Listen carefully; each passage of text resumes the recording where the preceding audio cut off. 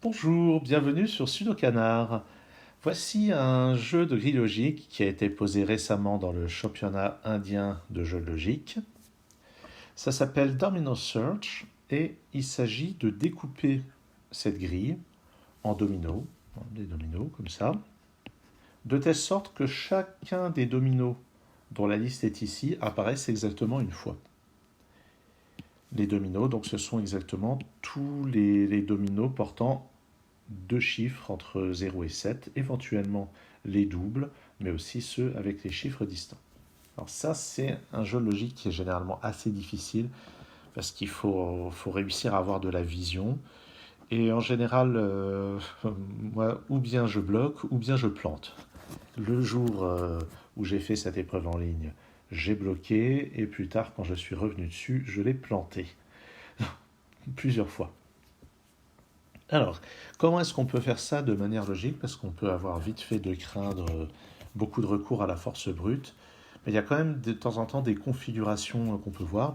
Il y a par exemple les dominos qui n'apparaissent qu'à un seul endroit. Ou bien, comme ici dans le coin, on peut voir que ce 1 est forcément avec un 4.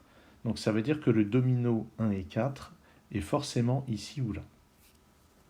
Et partout ailleurs où on a un 1 à côté d'un 4, on peut déjà mettre une frontière comme ceci, puisque c'est le 1,4 ne sera pas à ces endroits-là.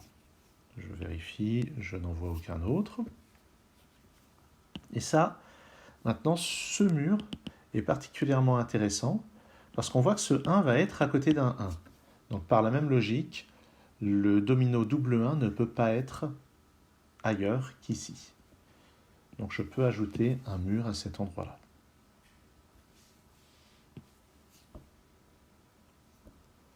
Ensuite, qu'est-ce qu'on va repérer? Eh bien, toujours avec les doubles, on peut remarquer que le double 5 n'est que par ici. Ailleurs dans la grille, il n'y a pas de possibilité de placer le double 5. Donc ça va être soit comme ça, soit comme ça. C'est vraiment la même logique que ici et là. Donc j'ai un domino soit comme ça, soit comme ça. Donc je peux placer ces deux murs. Alors, on peut avoir l'impression que je suis un script et c'est partiellement vrai. Ce sont des choses qui ne sautent pas aux yeux. C'est vraiment parce que j'ai déjà eu l'occasion de résoudre ce problème, j'ai noté quelles étaient les grandes étapes pour démarrer. Donc je viens de tracer ça entre le 5 et le 6. Est-ce qu'on a 5, 6 ailleurs? J'espère, sinon ça ne serait pas possible. On a 5, 6 ici. Et je crois bien que c'est le seul endroit où on peut faire 5 avec 6. Je n'en vois nulle part ailleurs dans la grille.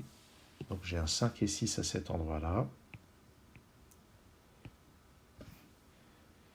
Et on pouvait se poser la même question pour 5 et 4, mais on peut voir qu'il apparaît ici, là, là et là. Donc, et puis là. Donc 5 et 4, il y avait encore l'embarras du choix, mais 5 et 6 n'apparaissaient qu'ici. Et on note que maintenant, le double 5 est forcément là. Je barre dans la liste ces deux dominos. Et au passage, le domino 6 et 1 est ici. Ce qui veut dire que partout ailleurs où il y a 1 et 6, je peux ajouter un mur. Je vois 1 et 6 ici. Je peux placer un mur à cet endroit. Je ne crois pas avoir d'autres 1 et 6. Je regardais 6, je regardais 1. Non, je n'en vois pas d'autres. Ok. Alors, qu'est-ce qu'on va regarder maintenant? J'essaye de ne pas regarder mes notes quand même. Toujours le 1 et 4. On voit que ceci, c'est forcément avec un 2 ou avec un 6.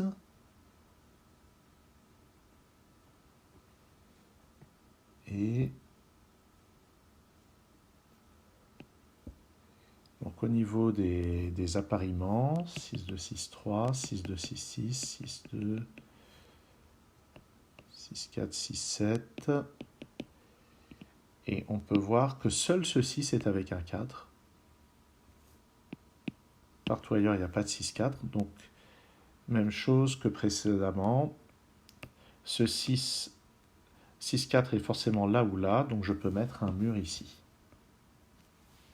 Ce qui réduit la possibilité d'avoir 6-7. 6-7, on ne l'a pas ici, on ne l'a pas là.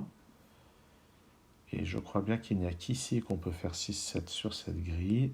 Ça a l'air d'être exact. Donc 6-7 ici.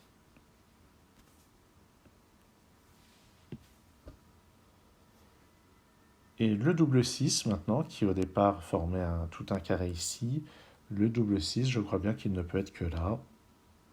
On vérifie, oui. Le double 6 est forcément ici. Et là, on va faire un petit raisonnement de parité. On peut voir qu'ici, il y a 6 cases, et là, il y a un goulot d'étranglement. Et ce que je dis, c'est que pour une raison de parité, il y a forcément un mur ici. Parce que imaginez que je ne mette pas le mur ici. Si je ne mets pas le mur ici, ça veut dire que je mets un domino là. Et là, j'ai 5 cases à recouvrir par des dominos, c'est impossible.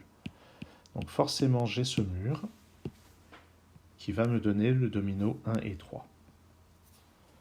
Dans le reste de la grille, je cherche où se placent 1 et 3. Et, ah oui, ici, j'ai un mur que je peux placer. À côté d'un double 3 d'ailleurs, je crois que le double 3 ne peut être que là-dedans. Je ne vois pas de double 3 ailleurs, donc même raisonnement qu'ici, le double 3 va être ici ou là. Donc je trace un mur à cet endroit. Où est-ce qu'on va pouvoir regarder maintenant? Alors ici, si j'étais en temps limité, je m'empresserais de dire qu'il n'y a pas de mur ici ni là. Alors pourquoi? Parce que si je place un mur ici, vous voyez que ça découpe en 5-2, 4-2, ou bien 4-2, 5-2. C'est-à-dire que s'il y avait un mur comme ceci, s'il y avait le 6-3 à cet endroit, forcément, j'aurais 2 solutions au minimum. Donc par un argument d'unicité, l'argument étant que je sais que comme c'est posé dans une compétition, il y a une unique solution, j'en déduis que le 6-3 ne peut pas être là. Je ne vais pas utiliser ceci, parce que je ne suis pas pressé par le temps. Je préfère faire les choses de manière complètement logique. Mais déjà, on peut se douter que le 6-3 ne sera pas ici. Il y aura donc forcément 6-2, 3-4 et 5-2. Bon, on va quand même continuer la résolution par des arguments plus directs, moins métalogiques. Qu'est-ce qu'on pourrait regarder par exemple?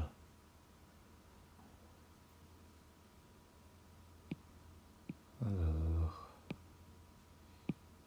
ah ben ce 3-5 est unique. Nulle part ailleurs dans la grille, il n'y a 3-5. Oui, je viens de regarder mon scénario.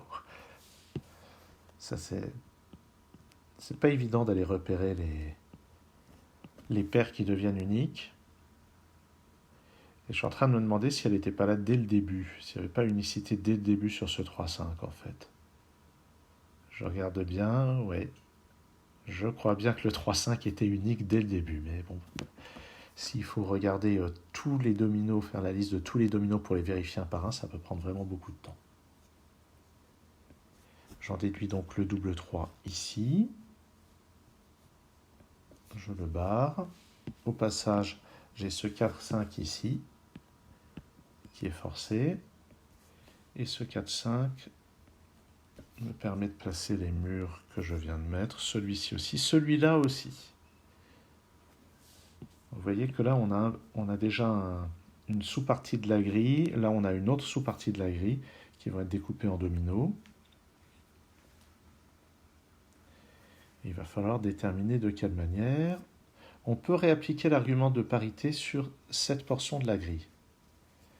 Si on regarde bien, si on découpe ici, là-dedans il y a 14 cases, ça peut donc être distribué en 7 dominos. Si je décide de mettre un mur ici, je vais avoir ici 15 cases et il est impossible de la découper en dominos. Donc il n'y a pas de mur ici, ce qui veut dire que j'ai le double 7 comme ça. Je récupère donc le 7 et 2. Et est-ce qu'il y a des 7-2 où je peux mettre un mur quelque part? Oui, ici. J'ai ce 1 et 7 aussi, qui me permet de mettre un mur à cet endroit. Et regardons quoi d'autre maintenant.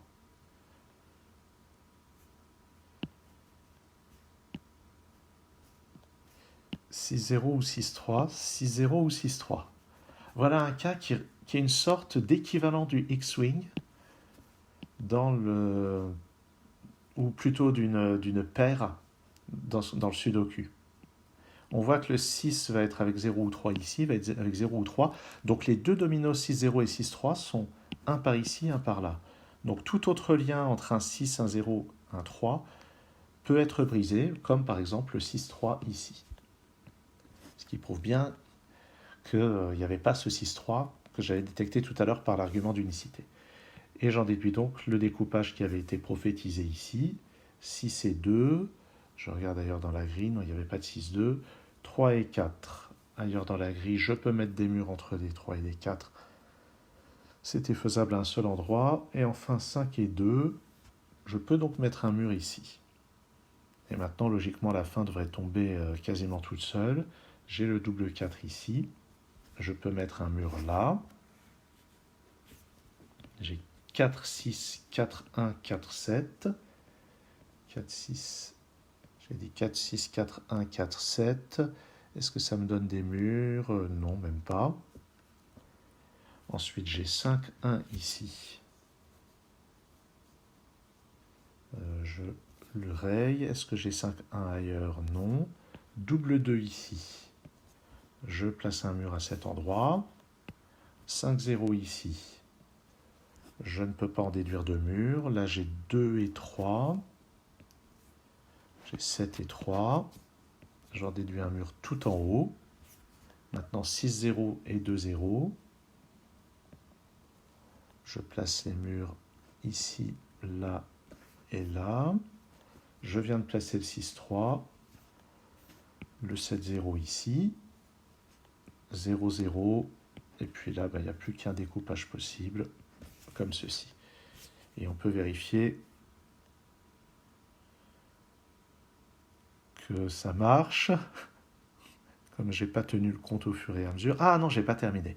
Donc j'ai intérêt à noter ce que je viens de constituer. Il y avait donc le 1 et 1, le 1, 0, il y avait le 0, 4, le 4 et 2. J'ai mis aussi... Non, là-dedans, qu'est-ce qui va me rester? Est-ce que j'ai mis le double 0? Oui, il est là. J'ai dû mettre aussi le 1 et 2, oui. J'ai mis le 1 et 2, il était ici, et il me reste à découper ça. On voit que dans la liste, il me reste 0, 3 et 5, 7. Et ça termine la résolution de ce problème Domino Search. Donc, je suis allé certainement bien plus vite que ce dont je suis capable en temps normal, parce que j'avais mon petit bout de scénario écrit à côté. Mais ce que je trouve remarquable, c'est qu'il a vraiment été possible de résoudre ça par de la logique et de l'observation, sans avoir besoin d'aller deviner des choses. Et je me demande vraiment comment on arrive à construire des problèmes aussi bien faits. Merci d'avoir suivi cette vidéo. À très bientôt sur Sudocanard.